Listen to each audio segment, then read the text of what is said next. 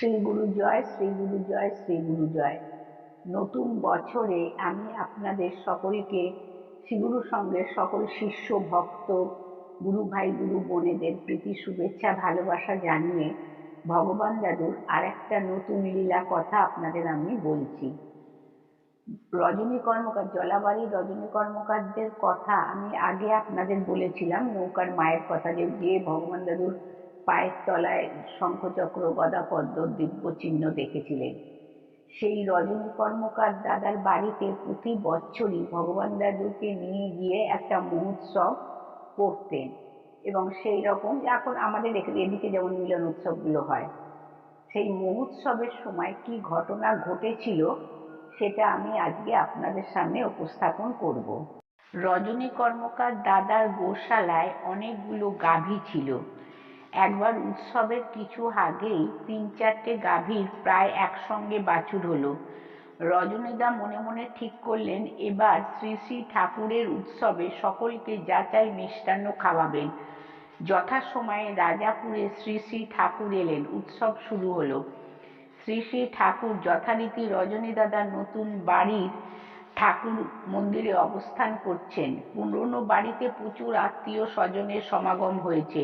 হইচই ব্যাপার, আনন্দে সকলেই ভরপুর। রজনী কর্মকার দাদার স্ত্রী নীরদা সুন্দরী রাত্রে বাছুরদের আটকাতে ভুলে গেলেন। ফলে তারা আনন্দ করে পেট ভরে সব দুধ খেয়ে ফেলল। সকালে আর মোটেই দুধ পাওয়া গেল না। রজনীর স্ত্রী নীরদাকে ডেকে বকাবকি করতে লাগলেন। সেই সময় শ্রী শ্রী ঠাকুর হঠাৎ মন্দির বাড়ি থেকে রজনীকে ডেকে পাঠালেন। রজনী এসে ঠাকুরের চরণে সেবা দিতেই তিনি বললেন, রজনী, আমার মাকে বকো কেন? বাছুরেরা আনন্দ করে তাদের মায়ের দুধ খেয়েছেন, তাতে ওর কিছু অপরাধ হয় নাই। একটু সবুর করো, দুধ আনতাছে। সত্যি একটু পরে দেখা গেল শিষ্য ভক্তরা কেউ ঘটি, কেউ বালতি, কেউ ছোট কলসিতে করে দুধ আনতে লাগলো শ্রী শ্রী ঠাকুর সেবার জন্যে। সঙ্গে কেউ পাকা কলা, পাকা পেঁপে, অন্যান্য ফল নিয়ে এলো। ঠাকুর বললেন, আজ আমার ভোগ লাগাতে একটু দেরি হবে। রজনীকে বললেন, যাক, এই দুধ রাখার ব্যবস্থা করো। ছাবড়া ভর্তি হয়ে গেল, প্রচুর দুধ এসে গেল। রজনীর বাড়িতে এত দুধ পাওয়া যেত কিনা সন্দেহ। তখন রজনীর কি আনন্দ! তা এরপর নিজের বোকামির জন্য ঠাকুরের চরণে পড়ে ক্ষমা ভিক্ষা করলেন।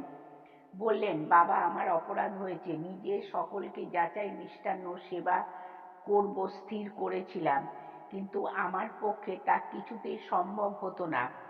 আজ আপনার দয়ায় তাই সম্ভব হলো। এখন বুঝলাম বাছুর না বাঁধার কারণ। এ তো আপনারই কৌশল, সকলেই আপনার ইচ্ছা। বলা বাহুল্য, সেবার রজনী কর্মকারের উৎসবে সকলকে যাচাই মিষ্টান্ন প্রসাদ পেয়েছিলেন। অন্তর্যামী শ্রী শ্রী ঠাকুরের কি অপূর্ব লীলা! এই যে আমি আপনাদের ভগবান দাদুর যে লীলার কথা বললাম, সে লীলার সারমর্ম যেটা হচ্ছে, রজনী কর্মকারের মনের মধ্যে একটা অহংকার ছিল।